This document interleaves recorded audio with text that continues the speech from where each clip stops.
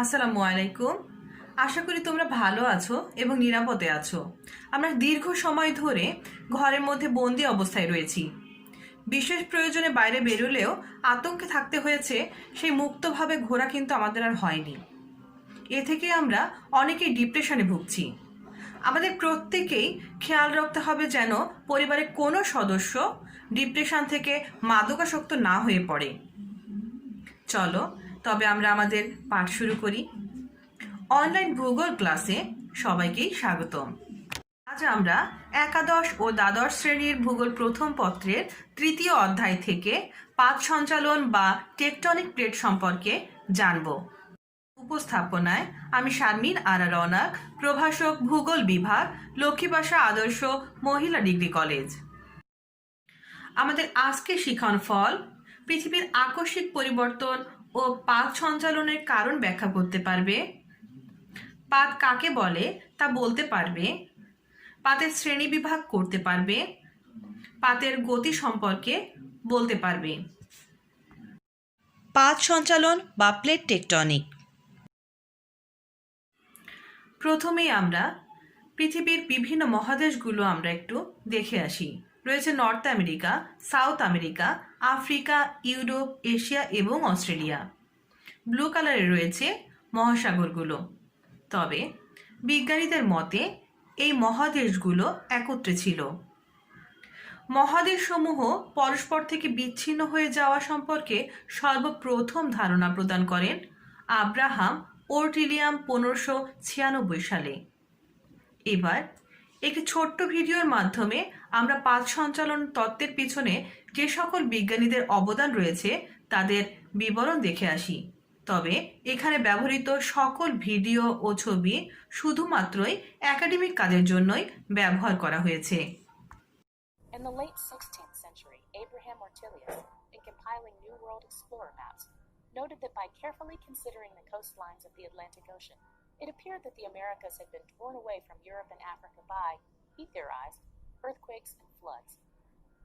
Over the next 3 centuries, other proponents of an original single continent included Francois Paget, who invoked the sinking of the land between the continents to create the Atlantic Ocean, George Louis Leclerc, who resurrected Ortelius's theory of a great earthquake and floods pushing the land apart, and finally Antonio Snyder Pellegrini, who proposed that the shape of the continents, supported by fossil evidence, argued for the origin of a single continent, which not only joined the continents across the Atlantic Ocean, but also included Australia. No one, however, could explain how the continents moved. Bathymetric surveys in the following decades unveiled an extensive submarine mountain ridge between the continents that ran the length of the Atlantic Ocean. Meanwhile, seismic data began to reveal Earth's layers: a core, a crust mantle boundary, and a thick outer layer called the lithosphere that lay above a less dense asthenosphere. In 1912, German meteorologist Alfred Wagner. পাত বলতে আমরা কি বুঝি?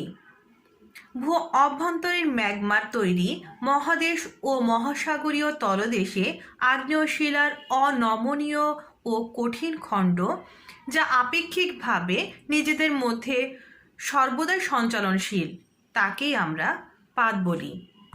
পাতের শ্রেণী বিভাগ। আয়তন অনুসারে পাতকে 2 ভাগে ভাগ করা হয়ে থাকে: বৃহদায়তন পাত এবং ক্ষুদ্রায়তন পাত। অবস্থান অনুসারে পাতকে 2 ভাগে ভাগ করা হয়ে থাকে: মহাদেশীয় পাত এবং মহাসাগরীয় পাত। পাত সঞ্চালন মতবাদ কোনো নির্দিষ্ট বিজ্ঞানের চিন্তাভাবনার ফলাফল নয়, বরং এটা অনেকগুলো বৈজ্ঞানিক প্রতিষ্ঠানের অসংখ্য ভূবিজ্ঞানীর বাস্তব পরীক্ষা নিরীক্ষার ফলশ্রুতি।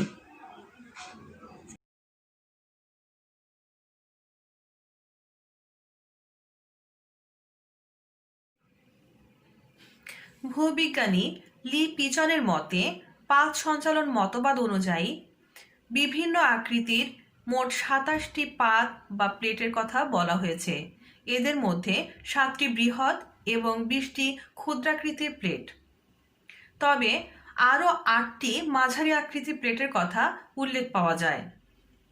প্রধান 7টি বৃহৎ আকৃতির প্লেটগুলো হলো Pacific plate, Eurasian plate, North American plate, South American plate, Australian plate, African plate, Antarctica plate. তবে এছাড়াও আমরা ক্ষুদ্র ক্ষুদ্র বিভিন্ন প্লেট আমরা দেখতে পাচ্ছি, যেমন Juan de plate, Cocos, Caribbean, Nazca, Scotia, Arabian, Philippine, Panama, Somalia এবং ইন্ডিয়ান প্লেট। মহাদেশীয় পাত। ভূত্বকের উপর মহাদেশগুলি যে কঠিন শিলার চাদর দিয়ে তৈরি তাকে মহাদেশীয় পাত বলে। এটি প্রধানত গ্রানাইট শিলা দ্বারা গঠিত। মহাসাগরীয় পাত। ভূত্বকের উপর মহাসাগরের তলদেশে যে কঠিন শিলা রয়েছে তাকে মহাসাগরীয় পাত বলে। পাতগুলি প্রধানত ব্যাসল্ট শিলা দ্বারা গঠিত। উল্লিখিত প্লেটগুলো সর্বদা গতিশীল অবস্থায় রয়েছে। প্লেটগুলি প্রান্তসীমায় নিম্নলিখিত 3 প্রকার গতি সর্বদা ক্রিয়াশীল: সম্প্রসারণ গতি বা ডাইভারজেন্ট, সংকোচন গতি বা কনভার্জেন্ট, পার্শ্বীয় গতি বা ট্রান্সফর্ম।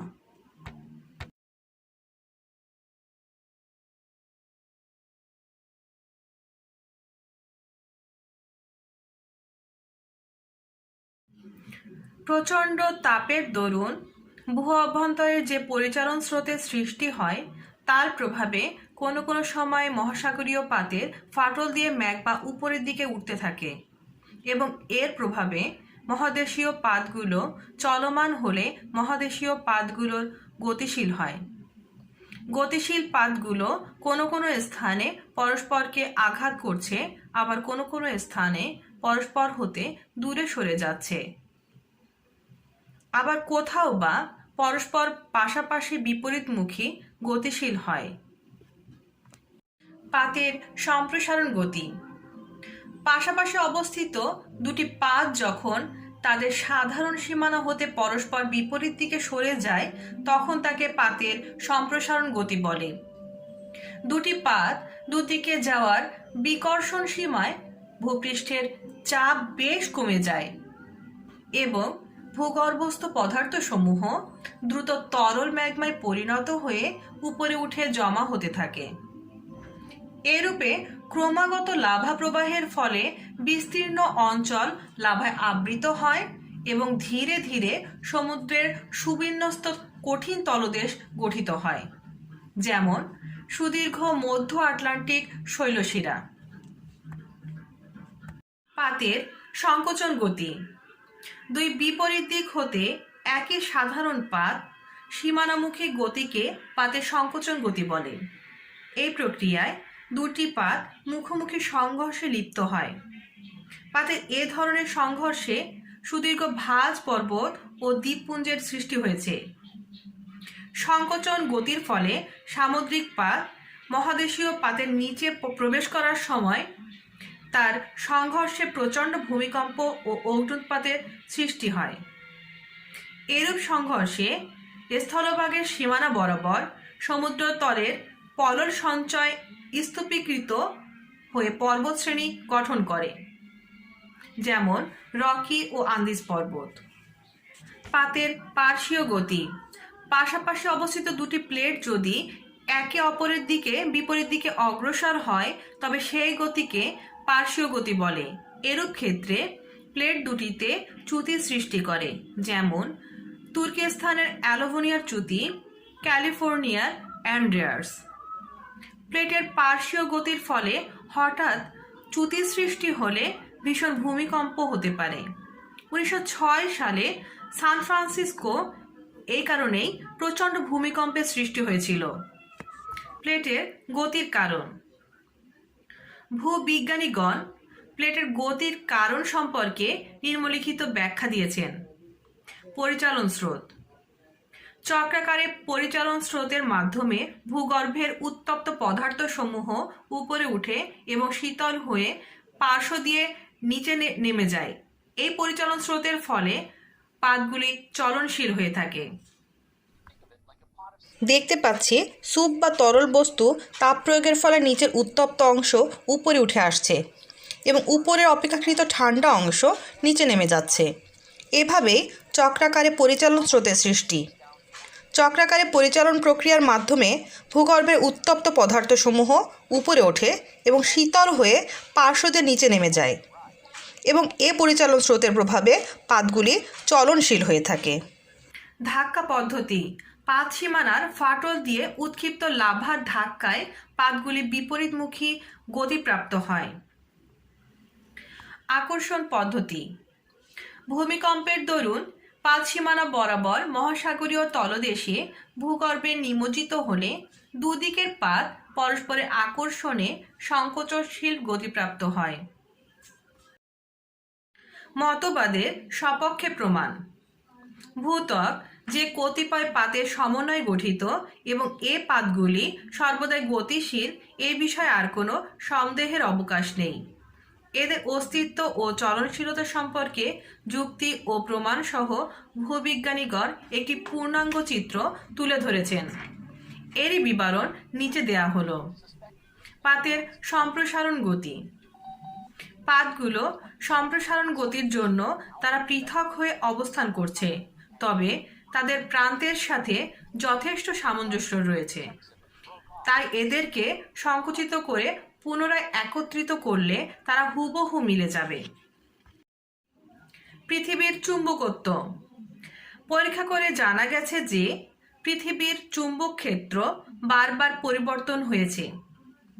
পাতগুলো স্থান পরিবর্তন করায় এরূপ হয়ে থাকে। তাই ধারণা করা হয় পাতগুলো চলনশীল। আগ্নেয়গিরির অবস্থান।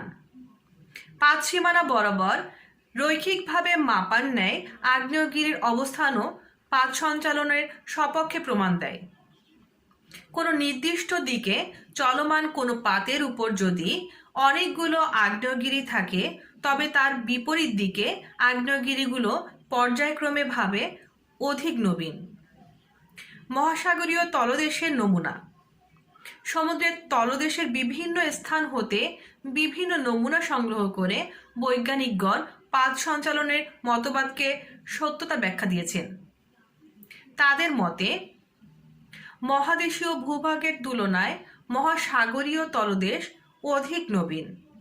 এছাড়াও ভূবিজ্ঞানীগণ শিলার উপর ও নিচের মধ্যে বয়সের গরমিল তথ্য পাওয়া গেছে। পাত সঞ্চালন তত্ত্বের মূল বক্তব্য। পৃথিবীর কঠিন আবরণ বা ভূত্বক একটানা বিস্তৃত নয়।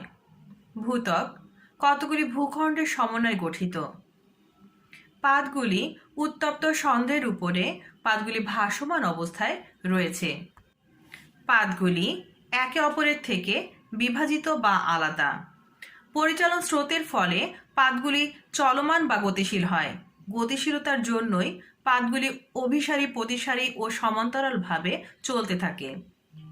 মহাদেশীয় এলাকায় পাতগুলি পুরু এবং মহাসাগরীয় এলাকায় পাতগুলি পাতলা।